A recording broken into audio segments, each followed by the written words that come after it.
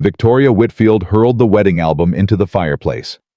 "Get out," she spat at her daughter-in-law. "You were never family. You were the help who got lucky." Elena stood frozen as 10 years of memories turned to ash. Behind her, Marcus didn't even look up from his phone. "Take the 5,000 and go, Elena. The prenup is clear."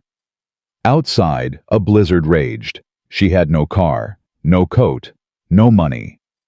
3 weeks later, a Manhattan judge read her real name aloud. Marcus's lawyer dropped his briefcase. Victoria stopped breathing. The waitress from Ohio was worth more than everything they owned combined. Comment your city below so I can see how far this story travels. Victoria Whitfield grabbed the wedding album from the shelf and threw it into the fireplace. "What are you doing?" Elena lunged forward, but Marcus caught her arm. "Let her," he said. "Those photos are outdated anyway." Elena watched the flames devour her wedding day. Her smile, his smile, the promises, the lies. 10 years of memories curling into black ash. "I want her out tonight," Victoria said, turning from the fire. Her eyes were ice. "Not tomorrow, tonight. Mother the blizzard." "Did I stutter, Marcus?" Elena yanked her arm free. "Someone tell me what's happening, right now." Marcus finally looked at her. No love, no guilt, nothing. "I'm divorcing you, Elena. I've filed the papers. Brittany is moving in next week." The name hit like a slap. Brittany. Elena's voice cracked. "Your receptionist, the 23-year-old you've been mentoring. She understands my world." "I built your world." Elena stepped toward him. "I worked double shifts so you could finish your MBA. I ate ramen for 2 years so you could buy suits. I held your mother's hand through 2 surgeries while you were too busy to visit. And we're grateful." Victoria smoothed her cashmere cardigan. "But gratitude expires dear." She walked to the antique desk, picked up a check, and held it out. $5,000. Consider it severance." Elena stared at the check, then at Victoria, then at Marcus. "Severance," she repeated. "For 10 years of marriage." "The prenup is ironclad," Marcus shrugged. "You signed it. You leave with what you came in with." "I signed it because I trusted you." Elena's voice broke. "You said it was just to protect the family business. You said it wouldn't matter because we were partners." "We were partners." Marcus checked his watch. "Now we're not. Business changes. People change. You're throwing me out in a blizzard." "You have legs." Victoria dropped the check on the desk. "Use them." Elena didn't pick it up. Her hands were shaking too hard. "Where am I supposed to go? I have nothing, no family, no savings. You made me quit my job." "I didn't make you do anything." Marcus's voice hardened. "You chose to play house while I built an empire. That's not my fault. I managed your household. I hosted your clients. I wrote the investor pitch that saved your company in 2018. You made coffee and smiled pretty." Victoria cut her off. "Let's not rewrite history." Elena turned to her mother-in-law. Something was shifting inside her chest. The shock was fading. Something else was taking its place. "You were dying," Elena said quietly. 3 years ago. Pneumonia. The doctor said you had 48 hours. I slept in that hospital chair for 3 nights. I spoon-fed you soup. I changed your sheets when the nurses were too slow." She stepped closer. "And now you're throwing me out like garbage." Victoria didn't flinch. "I said thank you." "You said thank you." "What else did you expect, an inheritance?" Victoria laughed. "You were the help, Elena. Help that shared my son's bed, but help nonetheless. You were a placeholder. A warm body until Marcus was ready for someone worthy of the Whitfield name. I have the Whitfield name. I'm his wife. You're his first draft." Victoria smiled. "Brittany is the final version." The grandfather clock chimed 7 times. Outside, the wind screamed against the windows. Marcus stood up. "This conversation is over. Take the check. Take whatever clothes fit in a grocery bag and get out. The guards will escort you in 10 minutes. And if I fight this? Elena's voice was barely audible. Mother and son exchanged a look. Amusement. Pity. Contempt. Fight with what? Victoria laughed. You have no money, no connections, no family. Your mother died when you were 12. Your father was some drifter who ran off before you were born. She waved dismissively. You're nothing, Elena. The only reason anyone knows your name is because you married my son. And now even that's being taken away. Elena stood perfectly still. The fire crackled behind her. The wind howled outside. The clock ticked. My father, she said softly. What about him? You don't know anything about my father. Victoria rolled her eyes. Some trailer park deadbeat from Ohio, I know enough. Elena looked at her mother-in-law for a long moment, then at Marcus, then at the check lying on the desk. She walked forward, picked it up. Marcus smiled, relieved. Then she tore it in half. Elena. She tore it again, and again, and again. The pieces fell like snow. I don't want your money. Her voice had dropped to something cold and flat. I don't want your pity. And I don't want your name. What are you doing? Marcus stepped toward her. Stop being dramatic. I'm leaving. Elena walked toward the door. But I want you to remember this moment, Marcus. Remember the way you looked at me. Remember the words your mother used. Remember the check you thought would buy my silence. Is that a threat? Elena stopped at the door. She turned back one last time. It's a promise. Her eyes met his. You think you're standing tall right now, but you're standing on a foundation I poured. And when I leave, I'm taking that foundation with me. Marcus laughed. You're delusional. You're a waitress with a high school diploma. What are you going to do? Sue me with what lawyer? What money? Elena smiled. It wasn't a nice smile. Goodbye, Marcus. She walked out. The hallway was silent except for her footsteps on the marble floor. Maria, the housekeeper, stood by the coat closet. Her eyes were red. Mrs. Whitfield. She grabbed Elena's hand. I heard everything. I'm so sorry. I didn't know they were. I never thought. It's okay, Maria. Elena squeezed her hand. It's not your fault. Let me get your coat. The cashmere one. No. Elena shook her head. That's his. Everything in that closet is his. She reached past Maria and pulled out an old denim jacket. Faded. Worn. A relic from another life. Mrs. Whitfield, there's a blizzard outside. I know. Elena put on the jacket. It was thin. It would protect her from nothing, but it was hers. God bless you. Maria hugged her fiercely. You were always kind to me. You were the only one in this house who ever was. Take care of yourself, Maria. Elena opened the front door. The wind hit her like a fist. Snow drove into her face, blinding her. The cold cut through her denim jacket like it wasn't there. She stepped outside. Behind her, the door slammed shut. She heard the lock engage. Then another sound. Victoria's voice, muffled but audible. Good riddance. Elena walked. The driveway stretched endlessly before her. The snow was already ankle-deep and falling harder. She couldn't see the gates through the white curtain. Each step was a battle. The wind pushed against her like hands trying to force her back. Her fingers went numb within minutes. Her ears burned. Her lungs ached with every frozen breath. She thought about turning around, banging on the door, begging. She kept walking. The gates loomed out of the blizzard like black iron teeth. As she approached, they began to close automatically, mechanically. She slipped through just before they locked shut. The click echoed like a gunshot. She was outside now, on the road, in the dark, in the storm, alone. Elena stood there for a moment, snow piling on her shoulders, and looked back at the Whitfield mansion. Through the library window, she could see Marcus's silhouette. He was already on his phone, already forgetting she existed.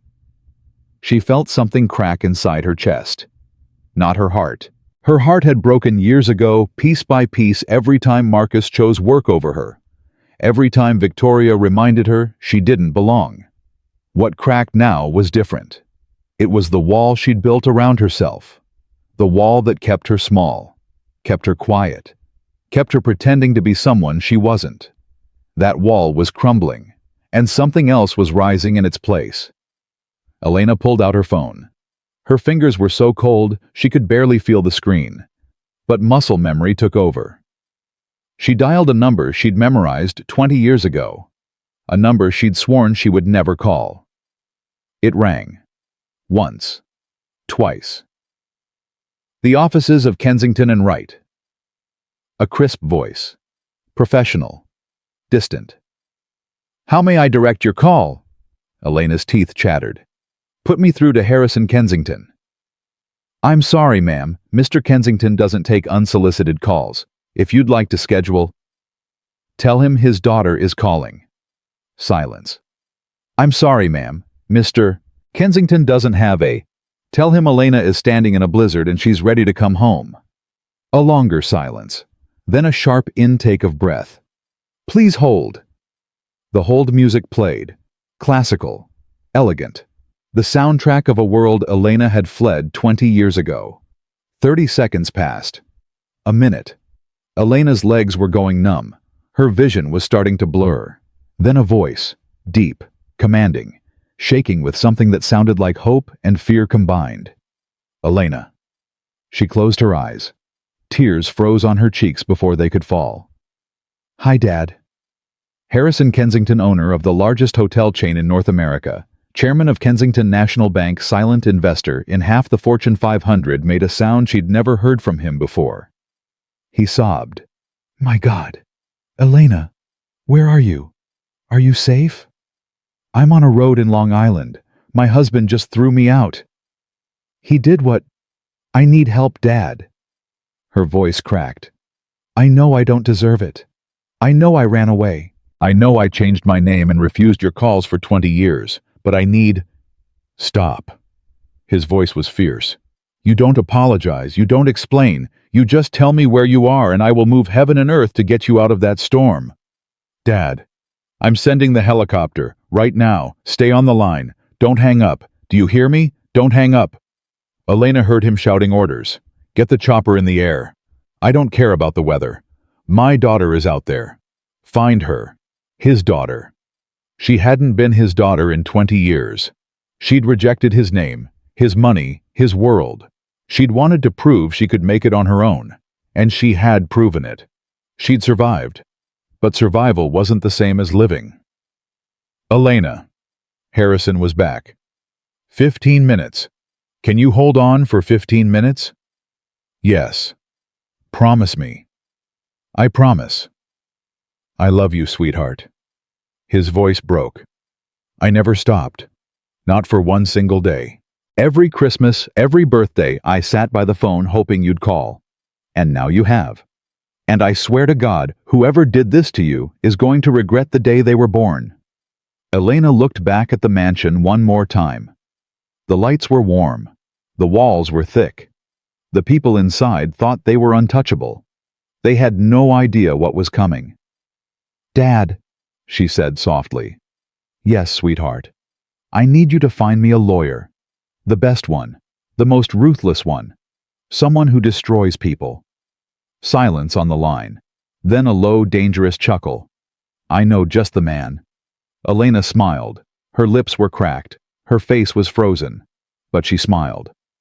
"Good." She sank down into the snowphone, pressed to her ear, father's voice keeping her anchored to the world. The storm raged around her. The cold bit deep. But inside, something was burning. Marcus Whitfield thought he'd thrown out trash. He'd just made the worst mistake of his life. 3 weeks later, Marcus Whitfield popped a bottle of Dom Perignon in the private dining room at Le Bernardin. "To freedom," he said, raising his glass. "And to the future, Mrs. Whitfield." Brittany giggled and clinked her glass against his. She was wearing the diamond earrings he'd bought her last week. They looked better on her than they ever had on Elena. I can't believe she just disappeared, Brittany said, sipping her champagne. Like, where did she even go? Who cares? Marcus shrugged. Probably some women's shelter. Maybe she went back to Ohio. The point is, she's gone, and she's not contesting the divorce. Hasn't responded to any of the filings. My lawyer says if she doesn't show up to the hearing on Friday, we get a default judgment. The whole thing will be over in 15 minutes. Brittany traced her finger around the rim of her glass. And then I can move in. Saturday.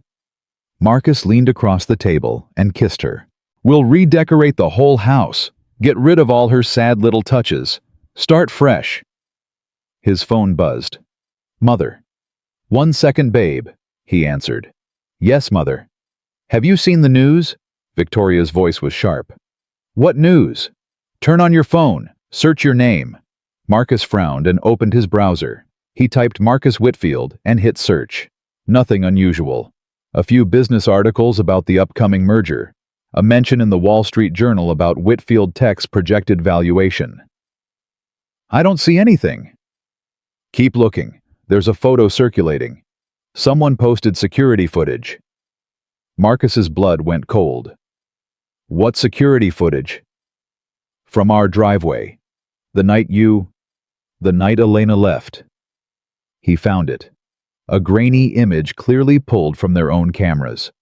Elena walking through the snow, alone, no coat. The timestamp in the corner. January 14th, 11:47 p.m. The caption read, Tech CEO throws wife out in blizzard. Where is Elena Whitfield now? It's nothing, Marcus said, but his voice was tight. Some blogger trying to stir up drama. No one cares about divorce gossip. It has 40,000 shares, Marcus. He refreshed the page. 50,000. I'll call the lawyers. We'll get it taken down. Do it fast. Victoria hung up. Marcus stared at his phone. The photo stared back. Elena's figure small and dark against the white snow, walking away from everything she'd known. For just a moment, he felt something. Not guilt, not regret, just unease. Then Brittany touched his arm. Everything okay, babe? Fine. He put the phone away. Just some noise. Nothing that matters. He believed it too. That was his first mistake. The brownstone in Brooklyn Heights was warm and quiet. Elena sat at a mahogany table across from a man who looked like someone's grandfather. Henry Cole was 73 years old. He wore a cardigan with elbow patches. His office smelled like pipe tobacco and old books. He had reading glasses perched on his nose and a cup of tea cooling at his elbow. He didn't look like a killer. But Henry Cole had never lost a case in 41 years. He had represented prime ministers, foreign heads of state, and 3 different members of the British royal family. He didn't advertise. He didn't take new clients. He only worked for people referred by people he trusted. Harrison Kensington had been one of his closest friends for 30 years. So, Henry said, setting down the document he'd been reading, they gave you $5,000 and told you to use your legs. Yes. And the prenuptial agreement waives your right to spousal support property division and any claim on business assets acquired during the marriage. Yes. Henry nodded slowly. It's a remarkably thorough document. Whoever drafted it knew what they were doing. Elena's heart sank. So there's nothing... I didn't say that. Henry smiled. It was a gentle smile, but something sharp glinted behind it. Tell me about the prenup signing. Walk me through it. Elena closed her eyes, remembering. It was 3 days before the wedding. Marcus said it was just a formality, something his family's lawyers required. He said it wouldn't matter because we were partners, and he would never enforce it. Did he explain each clause to you? No. He said it was standard boilerplate. He told me to sign on the marked pages. Did you have your own lawyer present? No. He said it wasn't necessary. He said... She paused. He said if I insisted on a lawyer, it would look like I didn't trust him. Henry wrote something on his notepad. And where did the signing take place? His mother's house, the library. Victoria was there. Marcus was there. Their family attorney was there. 3 against 1. Henry nodded. Were you given time to read the document? Maybe 15 minutes. It was over 100 pages. Did anyone explain that you were waiving rights worth potentially millions of dollars? No. Henry set down his pen. Elena, what you're describing has elements of procedural duress. The imbalance of power, the time pressure, the absence of independent counsel, the deliberate minimization of the document's significance. A good judge might find grounds to challenge the prenup's enforceability. Might? The law is rarely certain, but we don't need to void the prenup entirely. Henry leaned forward. We just need to find assets it doesn't cover. What do you mean?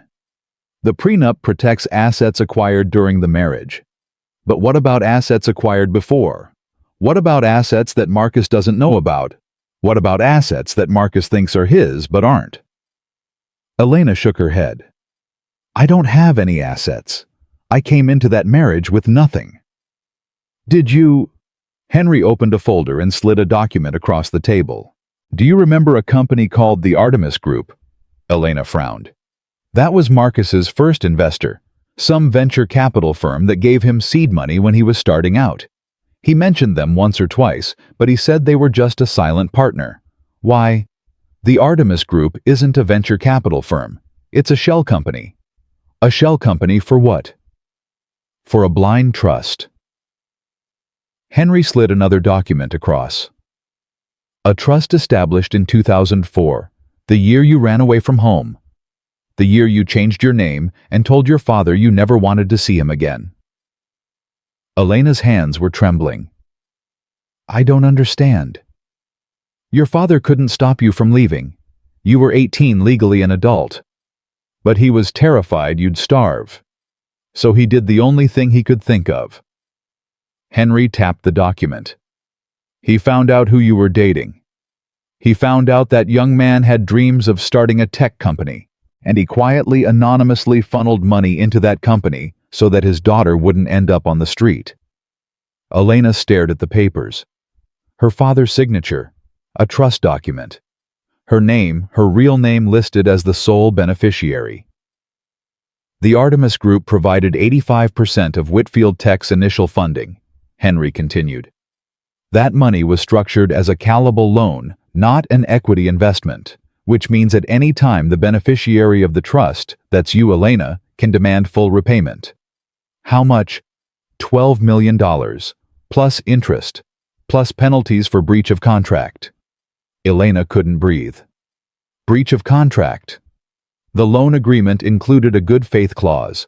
The borrower agreed to treat all parties associated with the investment with fairness and respect. Henry smiled that sharp smile again.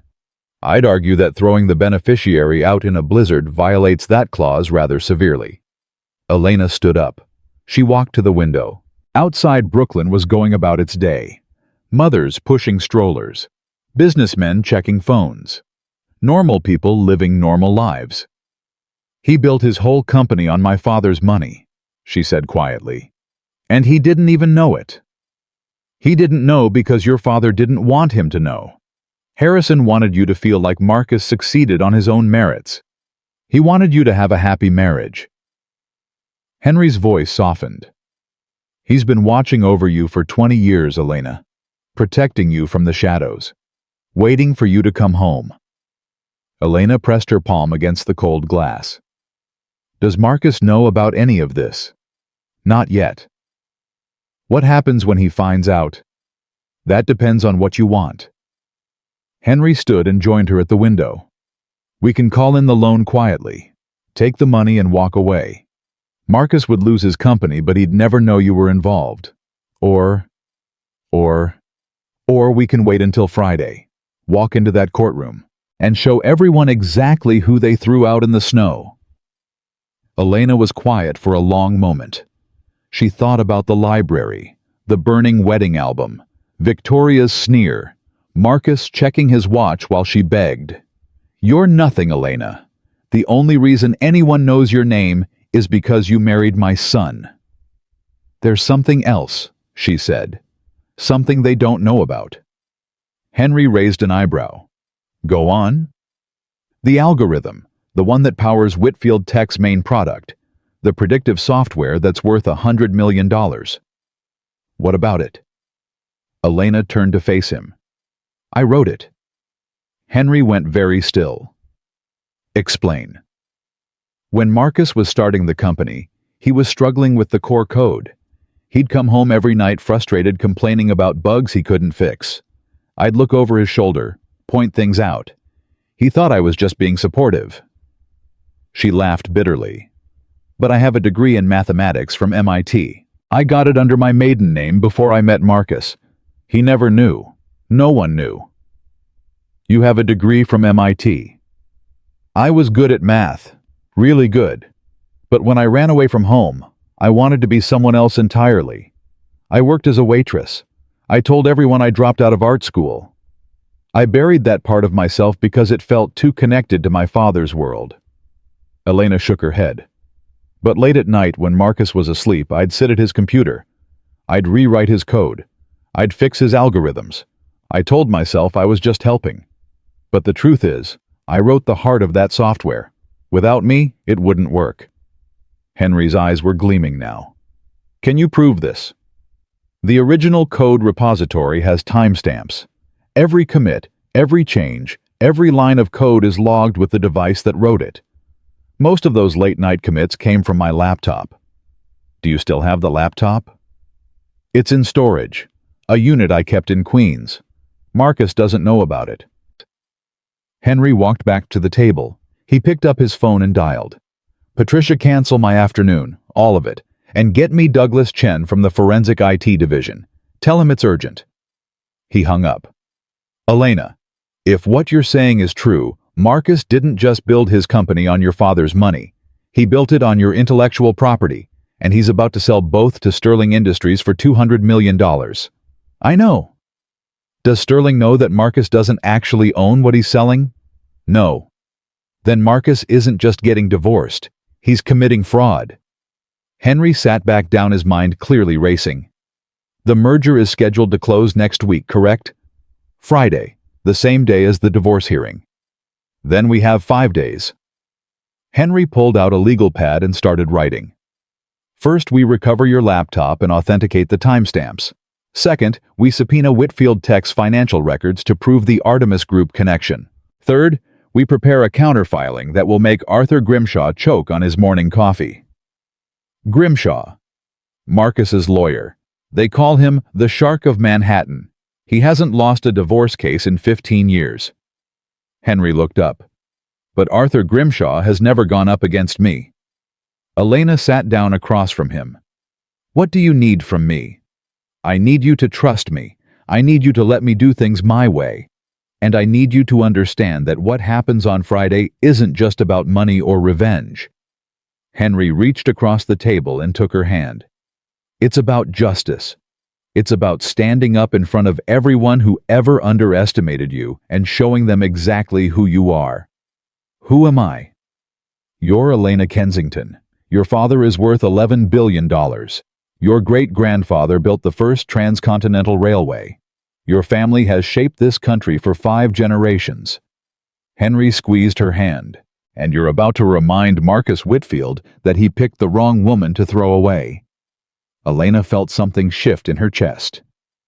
The last remnants of the woman who had begged in that library, the woman who had believed she was nothing, crumbled away. In her place stood someone else, someone harder, someone colder, someone ready to fight. "One more thing," she said. "Yes. Marcus installed security cameras all over that house. He was obsessed with monitoring the staff, but he made me the administrator of the cloud account because he couldn't be bothered to manage it himself." Henry's eyes widened. "You have access to the footage. Every camera, every recording, every word spoken in that house for the past 3 years. Including the night they threw you out. Including Victoria throwing my wedding album in the fire. Including Marcus telling me I was just a waitress. Including both of them laughing after I walked out the door." Henry leaned back in his chair. For a moment, he just looked at her. Then he started to laugh. It was a rich, genuine sound. "My dear girl," he said, "Marcus Whitfield has no idea what's coming." "No," Elena agreed. "He doesn't." 2 days before the hearing, Arthur Grimshaw called Marcus with an update. "Everything is in order," Grimshaw said. "She hasn't filed a response, hasn't hired a lawyer. She's either given up or she's too broke to fight. Either way, Friday will be a formality." Marcus poured himself a scotch. "What about that photo, the one going viral?" "Noise. Social media outrage burns out in 48 hours. By the time the merger closes, no one will remember." "Sterling is getting nervous." "Sterling is always nervous. That's why he's only worth $100 million, and you're about to be worth twice that." Grimshaw's voice was smooth and confident. "Trust me, Marcus. I've done this 1,000 times. Your soon-to-be ex-wife is a nobody with nothing. She'll disappear, you'll get your clean slate, and life will go on. And if she does show up, then I'll destroy her on the stand. I'll paint her as a gold digger who contributed nothing to the marriage. I'll have Victoria testify about her lack of ambition, her failure to maintain the household properly, her inability to perform basic social functions expected of a CEO's wife." Grimshaw chuckled. "By the time I'm done, the judge will wonder why you didn't divorce her sooner." Marcus swirled his scotch. "Do it." "Consider it done. See you Friday, Marcus. Wear the charcoal Armani. It photographs well." Marcus hung up. He looked out the window at the Manhattan skyline. In 5 days, he would be one of the richest men in the city, free of Elena, free of the past, ready for the future. He raised his glass to his reflection. "To winning," he said. He had no idea that across the city in a quiet brownstone, a team of forensic accountants was tracing every dollar he'd ever spent. That a digital analyst was recovering timestamps from a laptop that proved he didn't own his own code. That a woman he'd dismissed as nothing was preparing to walk into court with more ammunition than he could possibly imagine. He had no idea that the foundation he stood on was about to crumble, and he had no idea that the woman he'd thrown out in the snow was no longer Elena Whitfield. She was Elena Kensington, and she was coming for everything. Friday morning arrived cold and gray. Marcus woke early, showered, and put on his charcoal Armani suit. He checked himself in the mirror. He looked like a winner. He looked like a man who was about to get everything he wanted. Brittany was still asleep. He didn't wake her. This was business. His mother called at 7. "I'm in the car. I'll meet you at the courthouse." "Is that necessary?" "I want to see her face when it's over. I want her to know that we won." Marcus smiled. "See you there, Mother." He took his car service to the courthouse. Arthur Grimshaw was waiting on the steps, briefcase in hand, looking every inch the shark. "She's not here yet," Grimshaw said. "My guess is she won't show." "And if she does?" "Then we proceed as planned, quick and clean, in and out in 30 minutes. They walked inside together. The courtroom was half full, a few legal interns, some curious onlookers, a reporter from the business section who was probably just killing time. Marcus took his seat at the plaintiff's table. Victoria arrived moments later, draped in furs, and sat directly behind him. She patted his shoulder. "Almost over, darling." Marcus checked his watch. 8:52 a.m. 8 minutes until the hearing. 8:55. 8:58. "She's not coming," Grimshaw whispered. "This is going to be even easier than I—" The courtroom doors swung open. Every head turned. Elena walked in. But it wasn't the Elena they expected. Not the tired, defeated woman in department store clothes. Not the waitress from Ohio with nothing and no one. This Elena wore a white power suit that cost more than Marcus's car. Her hair was sleek and perfect. Her posture was straight as steel. She wore dark sunglasses, which she removed slowly as she walked down the center aisle. Behind her walked a man in a cardigan. He looked like someone's grandfather. He carried a single leather briefcase. Arthur Grimshaw made a sound like someone had stepped on his throat. "What?" Marcus hissed. What's wrong? That's Henry Cole. Who? Henry Cole. Grimshaw's face had gone pale. He hasn't taken a divorce case in 20 years. He represents royalty. He represents governments. Why is he walking with your wife? Elena took her seat at the defendant's table. She didn't look at Marcus. She didn't look at Victoria. She simply pulled out a fountain pen, placed it on the table with a precise click, and folded her hands. Henry Cole sat beside her, opened his briefcase, and began removing documents. Thick documents. Many, many documents. Victoria leaned forward. Marcus, what is happening? Marcus couldn't answer. His mouth had gone dry. The bailiff called the room to order. All rise. The Honorable Judge Patricia Patterson presiding. Everyone stood.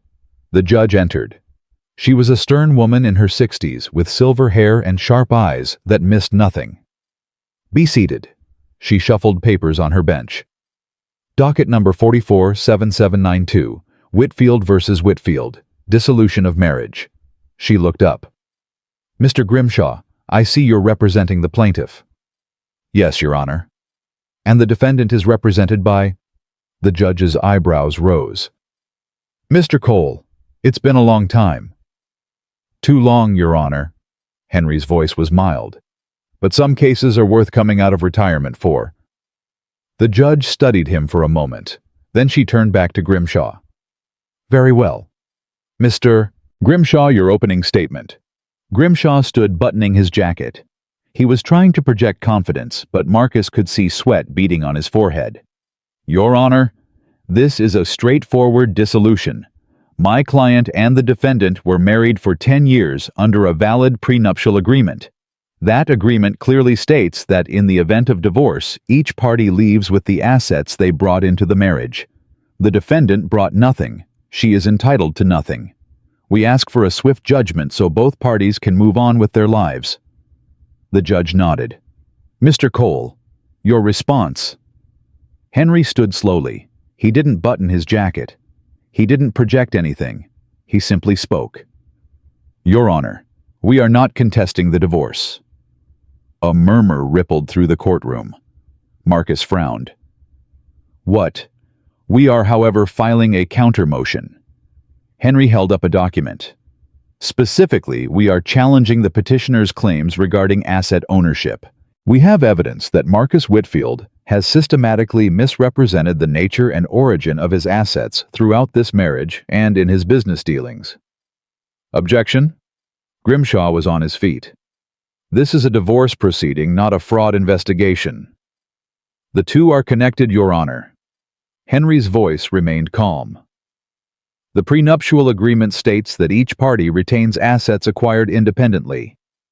But what happens when the assets in question were never independently acquired? What happens when they were built on stolen intellectual property and undisclosed loans? The judge leaned forward. Explain. With pleasure. Henry walked toward the bench document in hand.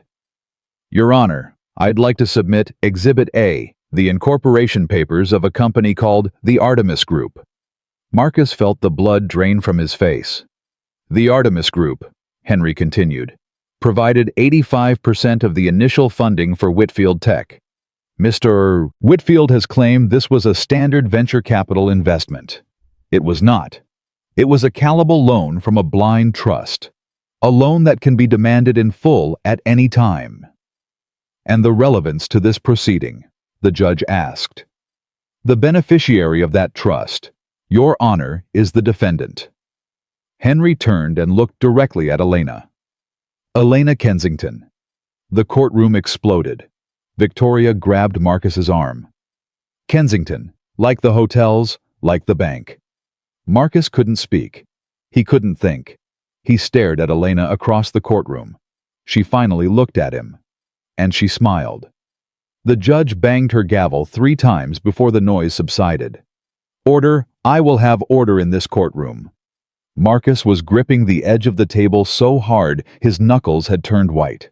His mind was racing, scrambling for purchase on a reality that had suddenly shifted beneath his feet. Kensington.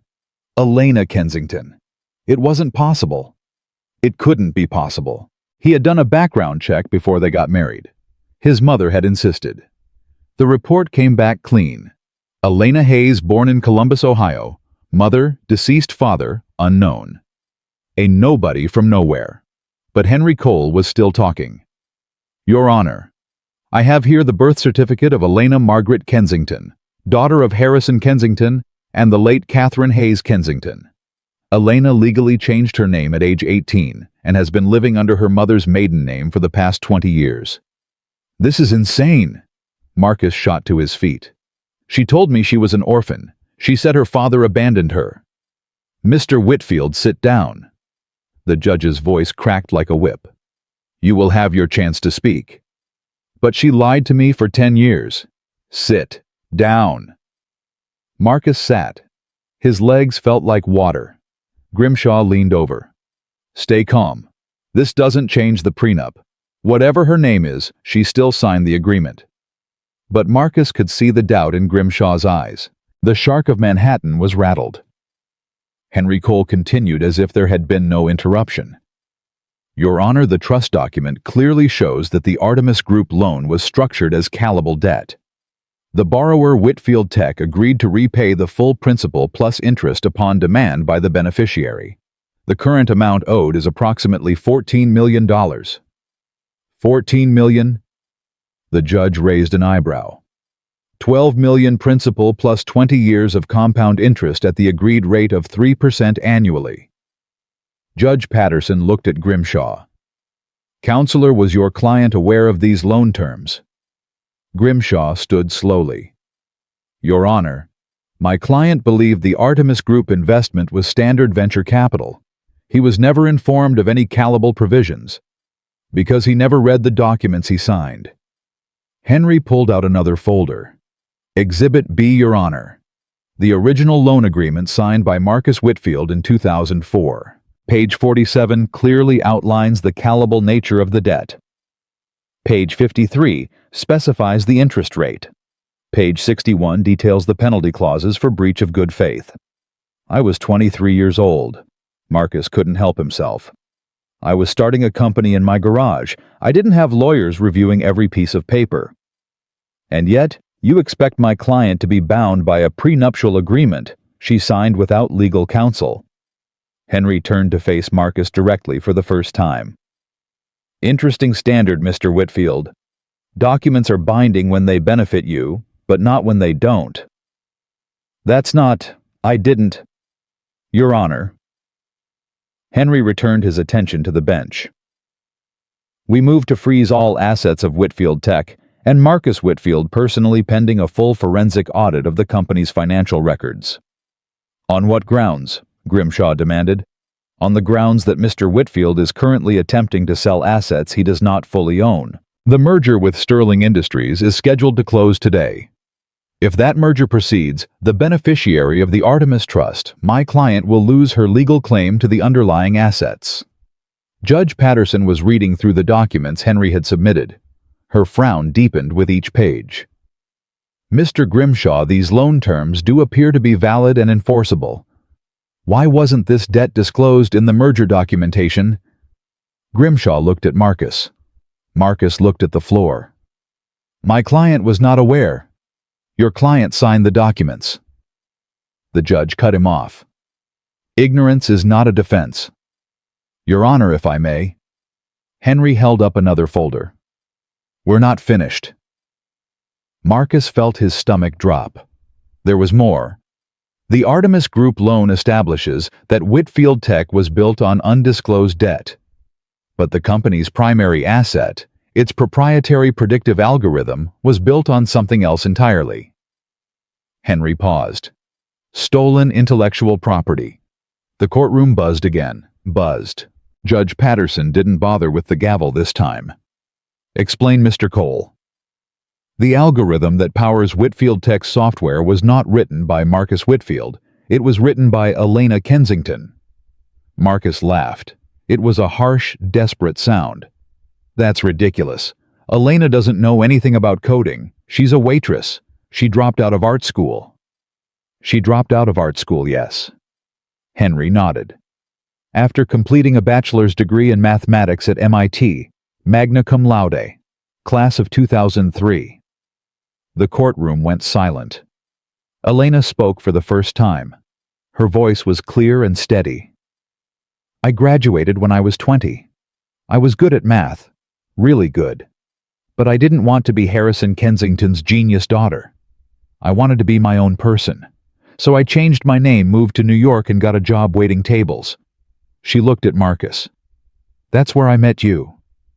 Marcus shook his head. This is insane. You never told me. You never asked. Elena's voice hardened. You assumed I was stupid because I brought you coffee. You assumed I was nothing because I didn't have a trust fund. You never once asked about my life before you, Marcus. You didn't care. I did care. I loved you. You loved having someone to cook your meals and manage your household and make you feel smart by comparison. Elena stood up. But every night after you went to sleep, I sat at your computer, I looked at your code, and I fixed it. That's a lie. Exhibit C, Your Honor. Henry handed another document to the judge. A forensic analysis of Whitfield Tech's original code repository. Every commit, every change to the software is logged with a timestamp and device identifier. Between 2004 and 2008, 73% of the core algorithm commits came from a laptop registered to Elena Hayes. That proves nothing. Marcus's voice was rising. She could have been using my login, my credentials. The laptop was purchased in her name with her credit card 3 months before you met. Henry smiled. We recovered it from a storage unit in Queens. The hard drive confirms everything. Judge Patterson set down the documents. She removed her reading glasses and looked at Marcus with something close to disgust. Mr. Whitfield, let me make sure I understand the situation. You built your company using a loan you didn't disclose on technology you didn't create, and you're now trying to sell it for $200 million to a buyer who doesn't know any of this. Your Honor, That wasn't a rhetorical question. Marcus opened his mouth, closed it, opened it again. I didn't know, he finally said. About the loan, about the code. I swear I didn't know. You didn't know your wife had a degree from MIT. She told me she dropped out of art school. You didn't know the algorithm you've been selling as your own invention was written by someone else. I thought I wrote it. I was there every night working on it, while your wife secretly fixed your mistakes. The judge shook her head. Mr. Whitfield, I've presided over a lot of divorce cases. I've seen greed. I've seen cruelty. I've seen spouses try to hide assets in offshore accounts and shell companies. But this might be the first time I've seen a man try to divorce the woman who built his entire fortune. Your Honor, please. I'm granting the motion to freeze assets. The judge picked up her gavel. All accounts, properties, and business holdings associated with Marcus Whitfield and Whitfield Tech are frozen effective immediately pending a full forensic audit. You can't do this. Marcus was on his feet again. The merger closes today. Sterling Industries is expecting. Then I suggest you call Mr. Sterling and explain the situation. The judge banged her gavel. Additionally, I'm ordering a continuance of these divorce proceedings until the financial matters can be properly sorted out. We'll reconvene in 30 days. She stood. Court is adjourned. All rise. Everyone stood. The judge swept out of the courtroom. The moment she was gone, chaos erupted. Reporters who had been quietly taking notes rushed toward the front. Cameras flashed. Questions flew. Mrs. Whitfield, Elena, is it true you're worth billions? Marcus, did you know your wife was a Kensington? Mr. Cole, will you be pursuing criminal charges? Grimshaw grabbed Marcus's arm. Back exit, now! They pushed through a side door, Victoria stumbling behind them. The hallway was empty, but Marcus could hear the commotion growing in the courtroom they'd just left. This can't be happening. Marcus's voice was hollow. This cannot be happening. We need to regroup. Grimshaw was already on his phone. I'm calling the office. We need to get ahead of this. Get ahead of it. Victoria's voice was shrill. She just told the entire world that Marcus stole his own company. There's no getting ahead of that. Mother, please. Don't you mother please me. Victoria grabbed his arm, spinning him around. You told me she was nobody. You told me we had nothing to worry about. You said the prenup was ironclad. It is ironclad. The prenup doesn't have anything to do with the loan or the code. Then why are we running out the back door like criminals? Marcus didn't have an answer. His phone buzzed. He looked at the screen. Sterling Industries CEO office. I have to take this. He stepped away, pressing the phone to his ear. Mr. Sterling, I can explain. Explain. The voice on the other end was ice. Explain what, Marcus? That you've been lying to me for 6 months, that the technology I'm about to pay $200 million for was stolen from your wife. It wasn't stolen. She wrote some code years ago. Your wife has a degree from MIT. You told me she was a waitress. She was a waitress. I didn't know about the degree. You didn't know your own wife graduated from MIT. Marcus closed his eyes. We didn't talk about her past. She was private about... I just got off the phone with Harrison Kensington. The words hit Marcus like a physical blow. What? Harrison is an old friend of my father's. They play golf together. So when I heard the name Kensington in connection with this case, I made a call. Sterling's voice was deadly calm. Do you know what Harrison told me? Marcus couldn't speak. He told me that his daughter ran away from home 20 years ago because she wanted to make something of herself without his money. He told me he's been watching over her ever since quietly from a distance.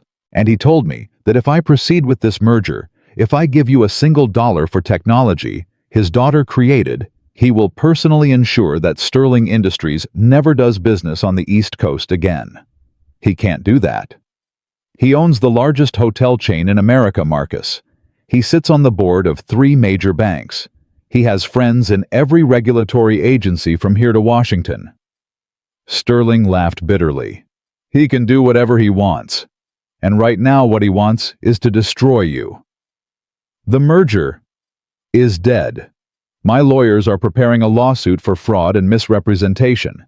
You'll be hearing from them by end of business today. Sterling paused. And Marcus, I'd start looking for a good criminal attorney, because when the SEC gets wind of this, you're going to need one. The line went dead.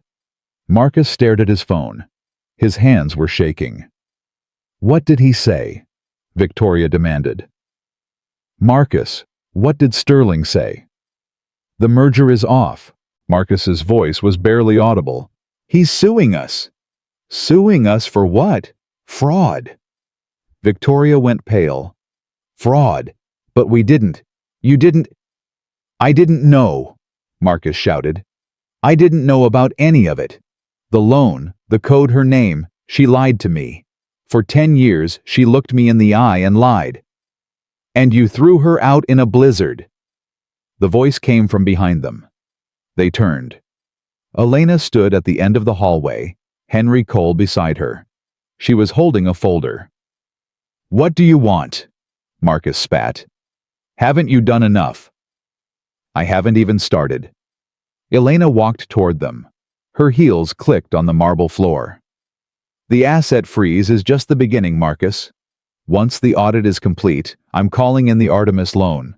Full principal plus interest. $14 million due immediately. I don't have $14 million. I know. Elena smiled. Which means you'll have to liquidate the company, the house, the cars. Everything you own will be sold to pay a debt you've owed for 20 years.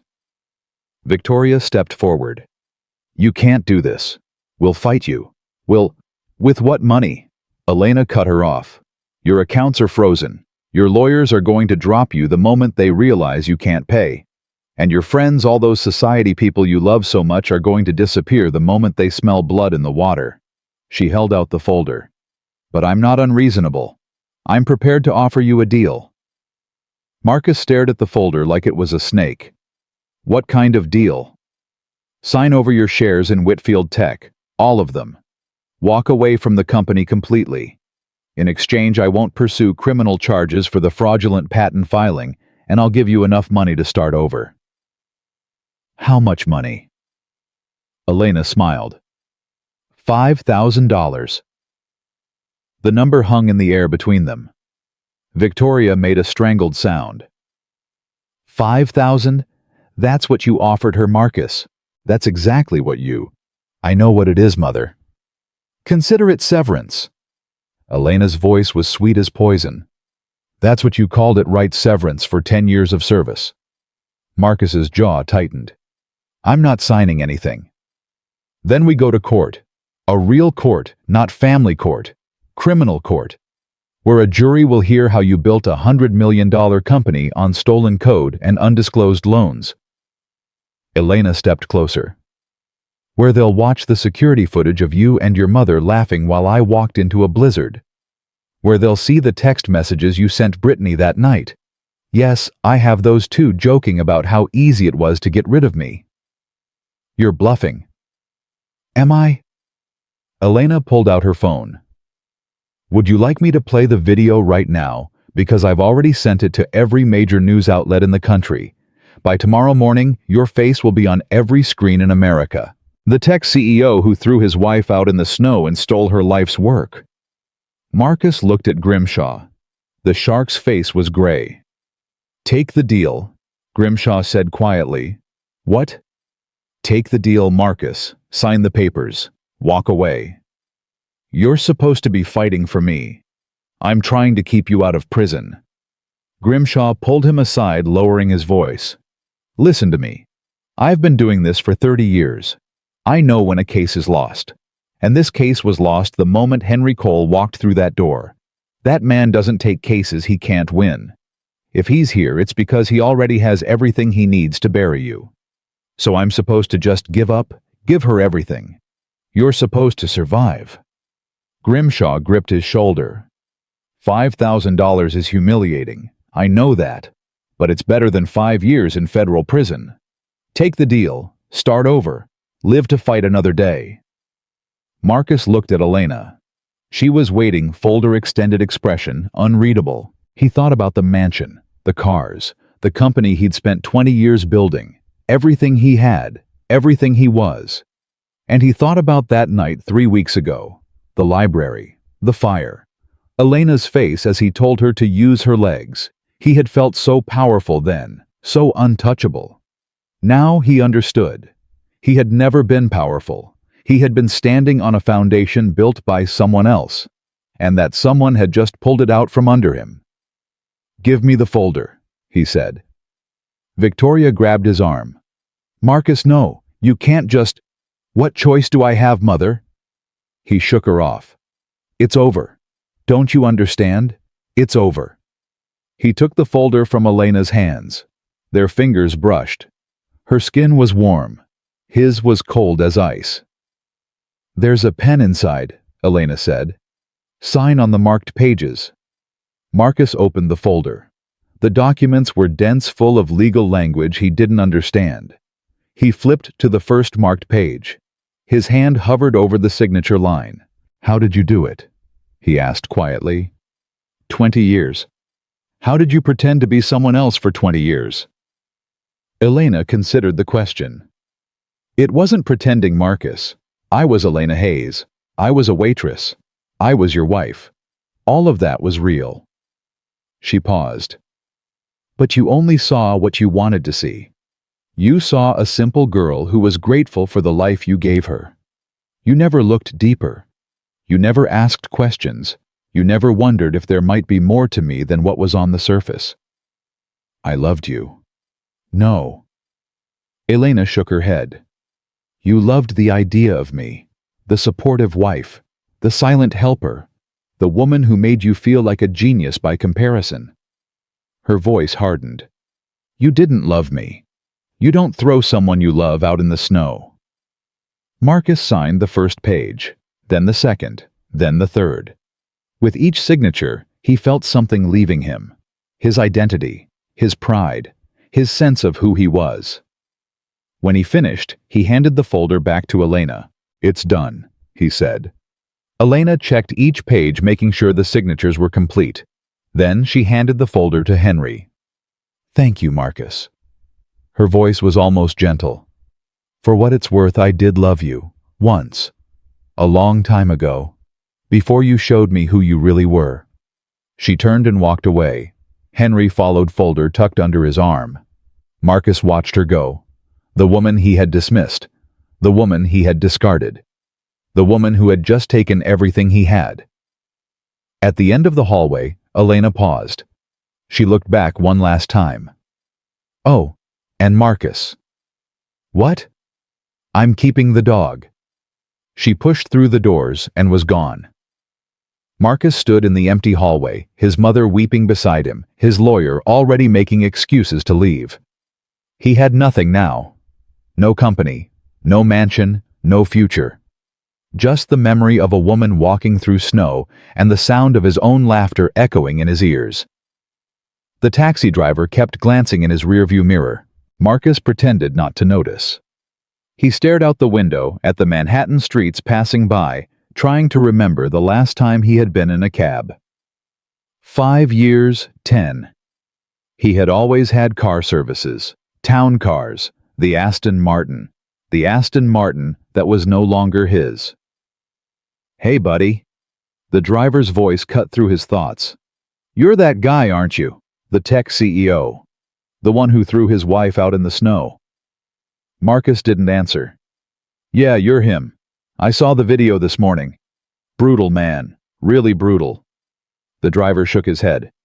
"My wife would kill me if I ever tried something like that. Actually, kill me.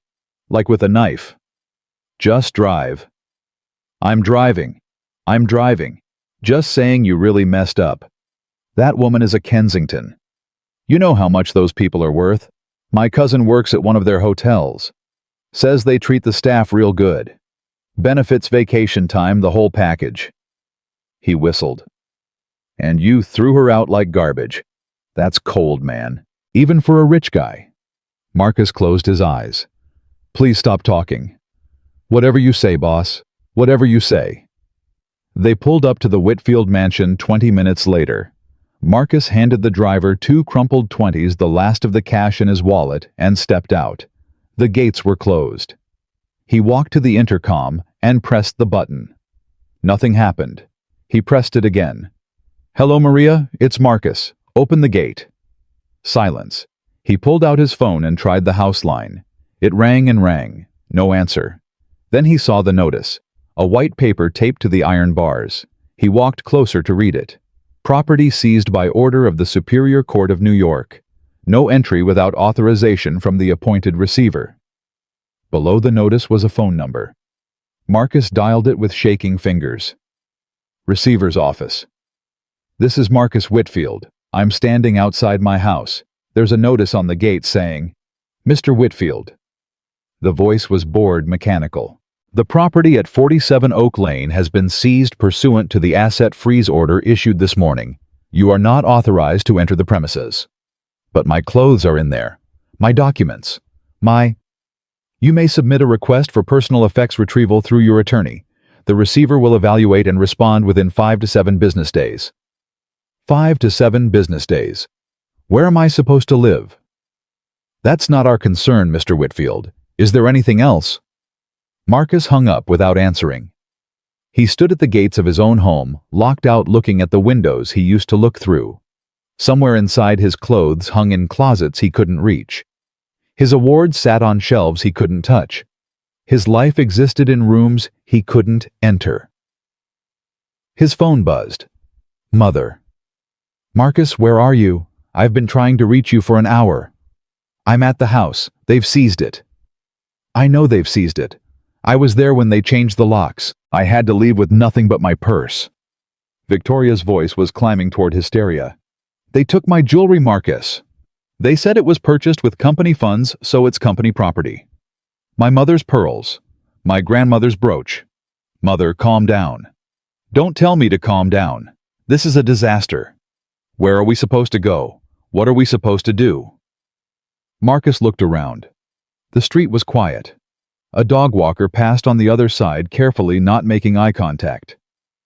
We'll go to a hotel. With what money our accounts are frozen? I have... Marcus stopped. He had given his last cash to the taxi driver. His credit cards were corporate. His bank accounts were locked. He had nothing. I'll figure something out, he said. Where are you now? I'm at Café Del Monaco. I walked here. In these shoes, Marcus. I walked 15 blocks in Louboutins. Stay there. I'm coming. He hung up and started walking.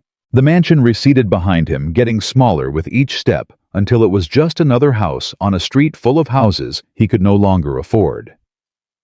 3 hours later, Marcus and Victoria sat in the cramped office of a check-cashing store in the Bronx. The man behind the counter, his name tag said Dwayne, was counting out bills with agonizing slowness. So let me get this straight. Dwayne licked his thumb and peeled off another 20. You want to sell this watch for $2,000.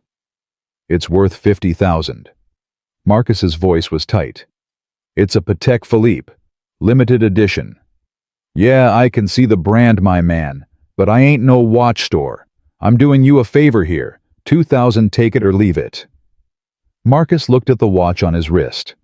Elena had given it to him for their 5th anniversary. She had saved for 6 months working overtime at the diner to buy it. He had forgotten that until just now. Fine, he said. 2,000. Dwayne finished counting and slid the stack of bills across the counter. Pleasure doing business with you, Mr. Whitfield. Marcus grabbed the money and walked out. Victoria was waiting on the sidewalk, her arms crossed, her face pinched with disgust. I can't believe you made me come to this neighborhood. You're welcome to go somewhere else, Mother. Where? We have nowhere to go. Marcus counted the bills. $2,000. It wouldn't last long. Not in New York. We need to find a place to stay, he said. Something cheap, something that takes cash. Cheap? Victoria looked like she might faint. Marcus, I haven't stayed anywhere cheap in 40 years. Then I guess you're about to learn. They walked, and walked, and walked. The sun was setting by the time they found a place that would take them a weekly rental motel near the highway, the kind of place that advertised rates by the hour and didn't ask questions. The room smelled like cigarettes and despair. The carpet was stained, the bedspread was thin.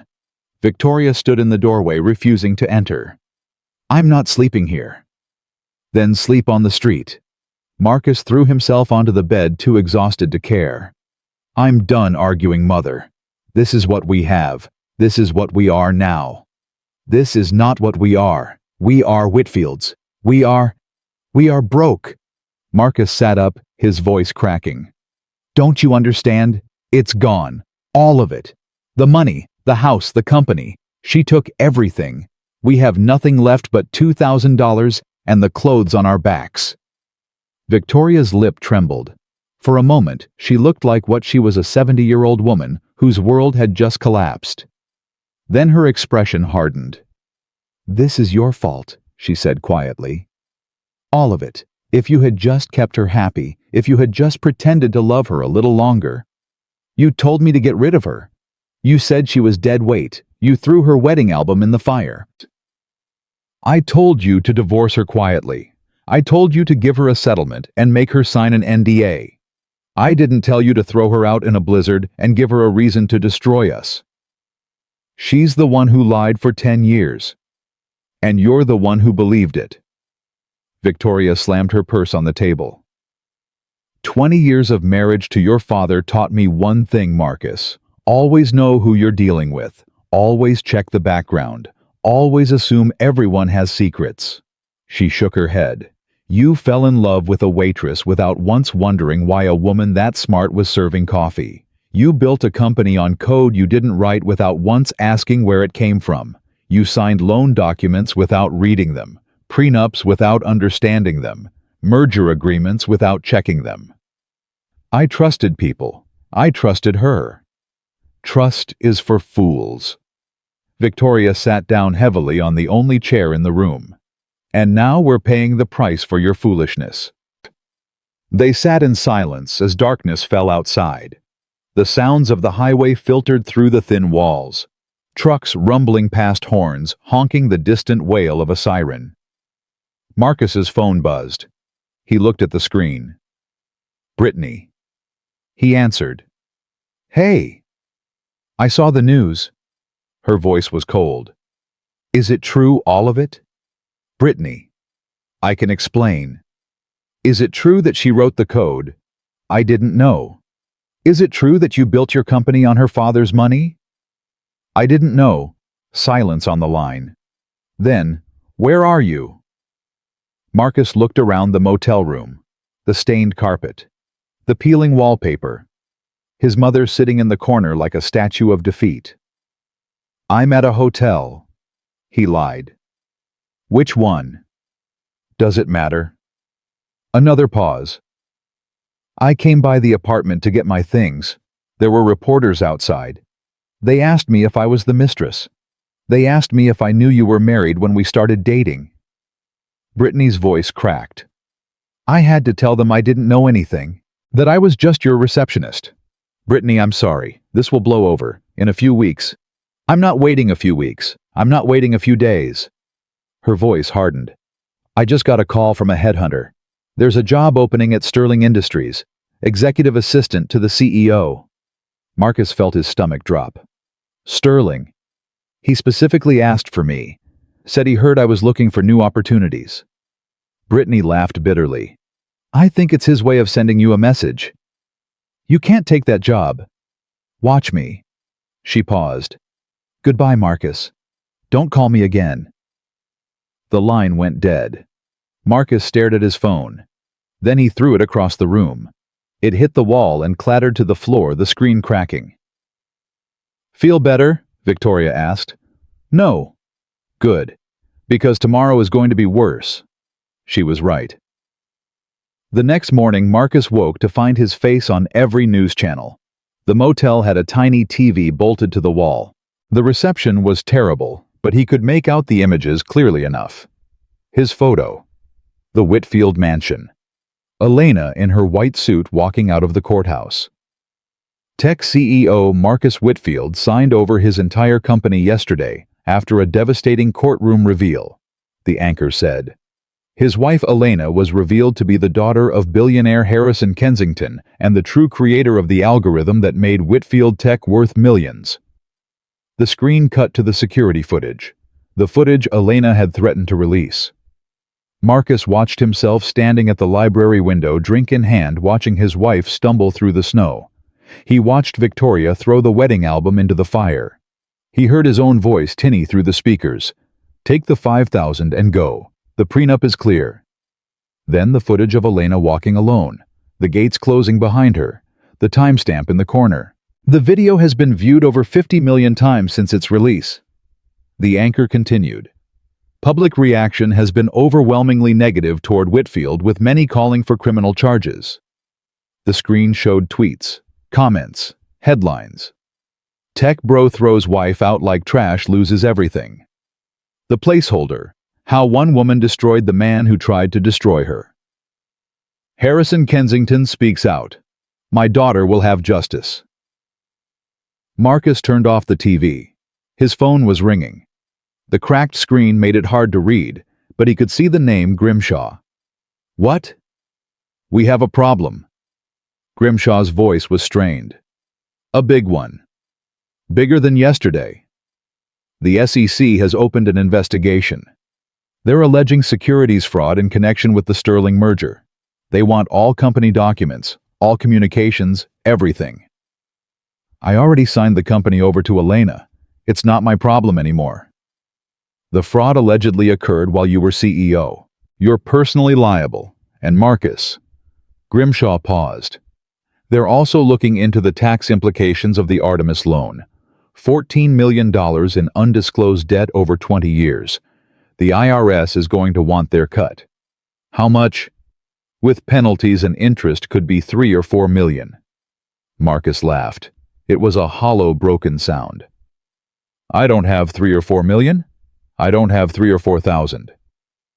Then you need to start thinking about bankruptcy. Personal bankruptcy. It's the only way to protect yourself from... From what I've already lost everything. What's left to protect? Grimshaw was quiet for a moment. There's one more thing. Elena's lawyers have filed a restraining order. You're not allowed within 500 feet of her, the Whitfield mansion, or the Whitfield tech offices. It's not her mansion. It's not her office. It is now. Grimshaw sighed. Marcus, I've done everything I can for you, but I have to be honest. My firm is reconsidering our representation. You're dropping me. We're evaluating the situation. Given your current financial status and the complexity of the legal matters ahead, we're not sure we're the right fit. You're dropping me because I can't pay you. I'm dropping you because this case is toxic. Every reporter in the city is writing about how I represented the villain in the most viral divorce story of the decade. My other clients are nervous. My partners are nervous. Grimshaw paused. I'm sorry, Marcus, but you're on your own. The line went dead. Marcus sat on the edge of the bed, phone in hand, staring at nothing. In the bathroom, he could hear Victoria crying. She had been crying most of the night. On your own. He had never been on his own. Not really. There had always been his mother managing things from behind the scenes. There had always been lawyers, accountants, assistants, people to handle the problems he didn't want to deal with. And there had been Elena. Quiet, reliable Elena. Handling the household, managing the schedules, fixing his mistakes while he slept. All gone now. He looked at his cracked phone screen. The battery was at 12%. He hadn't brought a charger. He didn't have a charger. All his chargers were in the house he couldn't enter. He opened his contacts and scrolled through the names. Business partners who wouldn't return his calls. Friends who had already distanced themselves. Investors who had sent legal threats. One name caught his eye. James Whitfield, his uncle, his father's brother. The one who had always disapproved of Marcus, always said he was too soft for business, always predicted he would fail. Marcus hadn't spoken to him in 5 years, not since the argument at his father's funeral. But James was rich, old money rich, and he had always had a grudging respect for people who admitted their failures. Marcus dialed. It rang 3 times. 4. 5. Hello. Uncle James, it's Marcus. Silence. Then, I saw the news. I know. You really stepped in at this time, didn't you? Yes. Your father would be ashamed. Marcus closed his eyes. I know. Another long pause. What do you want, Marcus? I need help. Just enough to get back on my feet. I'll pay you back, I swear. I just need... No. Uncle James, please. I said no. The old man's voice was like granite. You know why your father and I stopped speaking, because he chose your mother over his family. He let her poison him against everyone who ever loved him. And you did the same thing. You became exactly what she made you, arrogant, entitled, blind to everyone around you. I'm not like that anymore. I've learned... You haven't learned anything. You're only calling me because you've run out of options. If you still had your money, you wouldn't give me the time of day. James laughed bitterly. You know what I told your father the last time we spoke? I told him that one day you would lose everything, and when you did, you'd finally understand what really matters. Well, here we are. You've lost everything. So tell me, Marcus, what have you learned? Marcus tried to speak. The words wouldn't come. That's what I thought. James sighed. Don't call me again. The line went dead. Marcus put the phone down. His hands were trembling. The bathroom door opened. Victoria emerged, her makeup smeared, her hair disheveled. She looked 10 years older than she had yesterday. Who were you talking to? No one. Marcus. I said no one. He stood up. We need to leave soon. Checkout is at 11. Where are we going to go? Marcus walked to the window. Outside, the parking lot was full of battered cars and overflowing dumpsters. A homeless man was pushing a shopping cart along the sidewalk. I don't know, he admitted. I don't know where we're going to go. Victoria sat down on the bed. She stared at her hands at the pale band of skin where her rings used to be. "I had everything planned," she said quietly. "When your father died, I had everything planned. You would take over the company. You would marry someone appropriate. You would give me grandchildren. And I would live out my days in comfort knowing I had built something that would last." She looked up at him. How did it all go so wrong? Marcus thought about Elena, the night they met. She had been working a double shift at the diner. He had been hungover and depressed, drowning his sorrows in bad coffee after another failed investor pitch. She had been kind to him. She had listened to him talk about his dreams. She had believed in him when no one else did, and he had repaid her by throwing her out in the snow. "We did it to ourselves, Mother," he said. "We treated her like she was nothing, and she showed us what nothing really looks like." Victoria didn't answer, didn't. She just sat there staring at her empty fingers as the morning light crept across the stained carpet. Somewhere across the city, Elena Kensington was starting her new life, and Marcus Whitfield was ending his. 5 years passed. The cabin in upstate New York had no electricity when Marcus and Victoria first arrived. The pipes were frozen. The roof leaked. Mice had made nests in the walls, and the wood stove was so rusted it took 3 days to get it working. Victoria lasted 2 winters. She died on a Tuesday morning in February, her heart giving out while Marcus was outside chopping firewood. He found her in the armchair by the stove, eyes closed, face peaceful for the first time in years. The doctors said it was a cardiac arrest. Marcus knew better. She had died of shame, of fury, of watching everything she built crumble into nothing. He buried her in the cheapest plot available at the county cemetery. No headstone, he couldn't afford one. No flowers, no one sent any. No mourners, no one came. He stood alone at the grave, snow falling on his shoulders, and tried to feel something. Grief, loss, relief. He felt nothing. That was the worst part. After everything, after the mansion and the money and the empire, he couldn't even summon the energy to mourn his own mother. He sold the cabin 3 months later. A developer bought it for $12,000, planning to tear it down and build vacation homes. Marcus took the money and bought a bus ticket back to the city. New York had forgotten him. Or rather, it had moved on. There were new scandals, new villains, new stories to obsess over. Marcus Whitfield was yesterday's news, a footnote in the saga of tech hubris. He found a room in a boarding house in Queens. He applied for jobs, dozens of them, hundreds. But his name was poison. Every background check revealed the same story: fraud, bankruptcy, public disgrace. No one would hire him. Finally, after 3 months of rejection, he found work with a catering company. They didn't ask questions. They didn't care about his past. They just needed bodies to serve food and clear plates at the endless parade of Manhattan events. The uniform was humiliating. Black pants, white shirt, black vest. He had once worn suits that cost more than the catering company's monthly payroll. Now he was invisible, just another server moving through crowds of people who didn't see him. But invisible was safe. Invisible meant no one recognized him. No one pointed. No one whispered. Until tonight. The event was the Innovators of the Decade Gala held at the Metropolitan Museum of Art.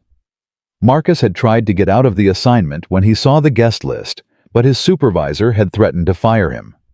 So here he was, carrying a tray of champagne through a crowd of billionaires, praying no one would look too closely at his face. He made it through the cocktail hour without incident. He made it through the dinner service, keeping his head down, moving efficiently between tables.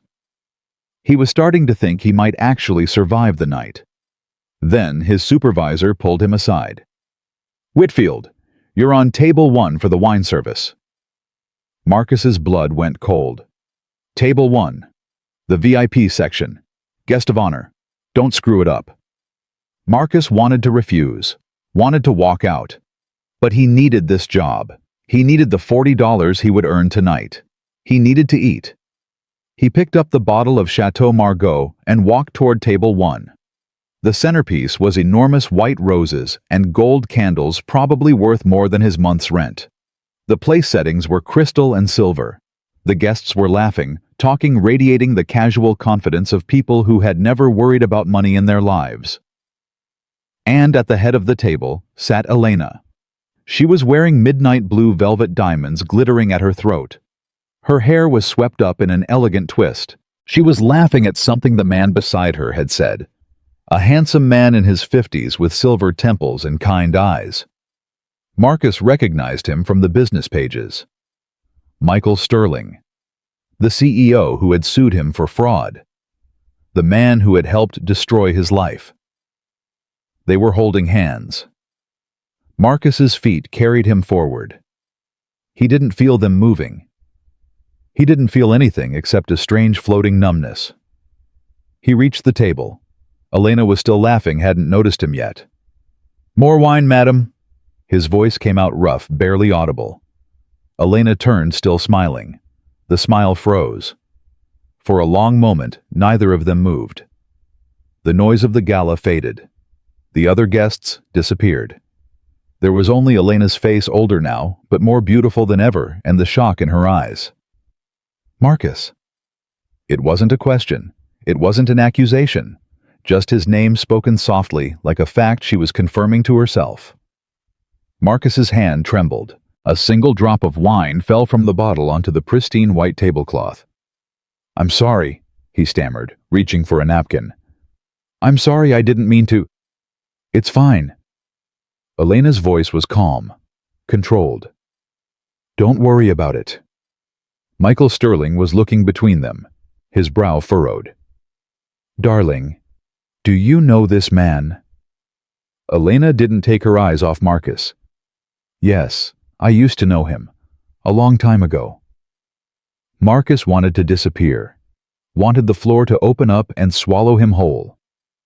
This was the nightmare he had been dreading for 5 years, facing her again, seeing what she had become, while he had become nothing. But he couldn't move. He stood there, wine bottle in hand, waiting for her to destroy him. She didn't. "Is there more of the Margot?" she asked. Her voice was polite, distant, like she was speaking to a stranger. "Yes. Yes, madam. I can bring another bottle." "Please do." Marcus nodded. He turned to go. "Wait." He stopped. Elena reached into her clutch and pulled out a bill. She folded it carefully and placed it on his tray. "For the service," she said. "It's a difficult job, I know. I used to do it." Marcus looked at the bill. $100. More than twice what he would earn tonight. "I can't accept this." "You can." Elena's eyes met his. "Consider it closure." Marcus stared at her. At the woman he had thrown out in the snow. At the woman who had taken everything he had. At the woman who was now offering him money like he was a beggar on the street, which he supposed he was. "Elena," his voice cracked. "I'm sorry. For everything. For the way I treated you. For what I said. For—" "I know." She cut him off gently. "I knew you'd be sorry eventually. Everyone's sorry when they lose. I was wrong. I was so wrong about everything." "Yes, you were." "If I could go back—" "You can't." Elena picked up her wine glass and took a small sip. "That's not how life works, Marcus. You don't get to go back. You only get to go forward." Michael Sterling was watching this exchange with growing unease. "Elena, should I call security?" "No." Elena shook her head. "There's no need for that. Marcus was just leaving." She looked at him one last time. "Weren't you—" Marcus stood there for a moment longer. He wanted to say something. Something that would make her understand, make her forgive, make her see that he was different now. That suffering had changed him, that he finally understood what he had lost. But looking into her eyes, he realized something terrible. She didn't hate him. She didn't despise him. She felt nothing for him at all. He had become so insignificant to her that he wasn't even worth her anger anymore. He was just a server at a party, a man with a wine bottle, a ghost from a past she had already moved beyond. "Yes," he said quietly. "I was just leaving." He turned and walked away. His legs felt like they belonged to someone else. The crowd parted around him, oblivious, and he pushed through the kitchen doors into the bright fluorescent chaos of the service area. He set down the wine bottle. He pulled off his vest. He walked out the back door into the alley. The night air was cold. Snow was starting to fall, big wet flakes, just like that night 5 years ago. He sat down on a milk crate and put his head in his hands. The $100 bill was still crumpled in his fist. He wanted to tear it up, wanted to throw it away, wanted to preserve some shred of his dignity. But he needed it. He needed it for rent, for food, for survival. He smoothed out the bill and put it in his pocket. This was his life now. This was what he had become. A man who took pity money from the woman he had wronged because he had no other choice. He sat in the alley for a long time, snow piling on his shoulders, and thought about the choices that had led him here. The arrogance, the cruelty, the blindness that had made him think he was better than everyone around him. Elena had asked him once in that courtroom hallway if he knew what it felt like to be thrown away like garbage. Now he knew. Inside the gala, the music swelled. Elena was dancing with Michael Sterling, her head on his shoulder, her eyes closed. She looked peaceful, content, happy in a way Marcus had never made her happy. He had thrown her out with nothing. She had built everything. He had kept everything. He had lost it all. That was the math of it. The brutal, simple equation that governed the universe. You reap what you sow. You become what you deserve. Marcus Whitfield had sowed cruelty, and he had reaped exactly what was coming to him. Inside the warmth of the gala, Michael led Elena back to their table as the song ended. "Are you all right?" he asked softly. That seemed intense. It was nothing. Elena sat down and reached for her water glass. Just the past saying goodbye. You could have had him thrown out. After everything he did, what would be the point? Elena shook her head. He's already destroyed Michael. He's serving wine at parties and living in a boarding house. What more could I do to him that life hasn't already done? You're more forgiving than I would be. I'm not forgiving. Elena looked toward the kitchen doors, but Marcus was long gone. I'm just finished. I spent years being angry, being hurt, planning revenge. And then I realized something. The best revenge isn't destroying someone. It's becoming so successful, so happy, so complete that they simply stop mattering. Michael took her hand. Have I told you lately that you're extraordinary? Once or twice. She smiled. But feel free to say it again. He laughed and kissed her hand. You're extraordinary, and I'm the luckiest man in this room. Only this room. This city. This country. This planet. Elena laughed too, and the sound was bright and genuine, the laugh of a woman who had walked through fire and come out stronger on the other side. The gala continued around them. The champagne flowed. The speeches were made.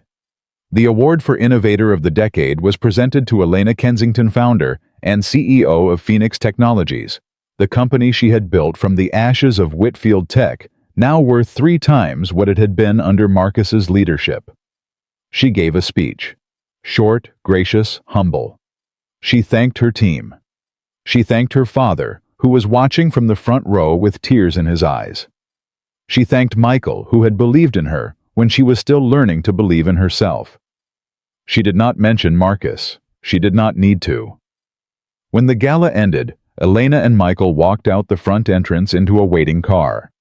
The snow had stopped. The city was quiet and white and beautiful. Home, the driver asked. Elena looked at Michael. He nodded. Home, she said. The car pulled away from the museum. Elena leaned her head against Michael's shoulder and watched the lights of Manhattan slide past. She thought about the night she had walked through that blizzard, the cold that had seeped into her bones, the despair that had nearly swallowed her whole. She thought about the phone call to her father, the sound of his voice breaking when he realized his daughter had finally come home. She thought about the courtroom, the look on Marcus's face when he realized who she really was. And she thought about tonight, the server with the wine bottle, the man who had once held her life in his hands and chosen to throw it away. She felt nothing. Not anger, not satisfaction, not even pity. Just peace. "What are you thinking about?" Michael asked. "Nothing important." Elena smiled. "Just how far I've come. It's been quite a journey." "It has." She closed her eyes. "But I think the best part is still ahead." The car drove on through the snowy streets. Behind them, the Metropolitan Museum glittered like a palace of light. Ahead, the future stretched out bright and full of promise. Elena Kensington had been thrown away with nothing. She had risen with everything. And Marcus Whitfield, the man who had tried to erase her, would spend the rest of his life knowing that the woman he had called nothing was worth more than he could ever comprehend.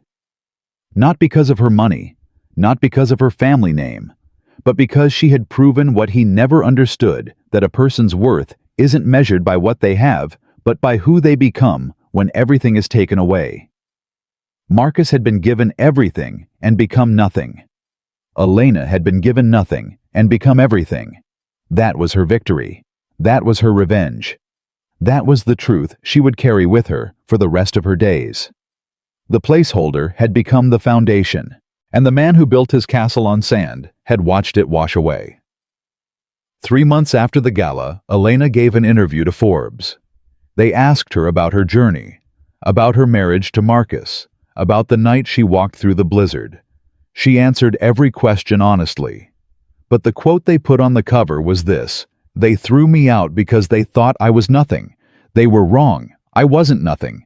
I was just waiting to become something they couldn't imagine." The issue sold more copies than any in the magazine's history. And somewhere in a boarding house in Queens, Marcus Whitfield saw the cover on a newsstand. He stood there for a long time looking at Elena's face, at the confidence in her eyes, at the empire she had built from the rubble of his cruelty. Then he put his head down and walked away. He had nothing left to say. He had nothing left at all. But Elena Kensington had everything. And she had earned every single piece of it. Not through inheritance, not through luck, not through the family name she had once rejected. Through fire, through pain, through the decision to rise when everyone expected her to fall. That was her story. That was her truth. That was the legacy she would leave behind. The woman who walked through the snow and came out the other side. The woman who turned nothing into everything. The woman who proved once and for all that the people who try to break you only make you stronger. Elena Kensington was unbreakable, and now the whole world knew it.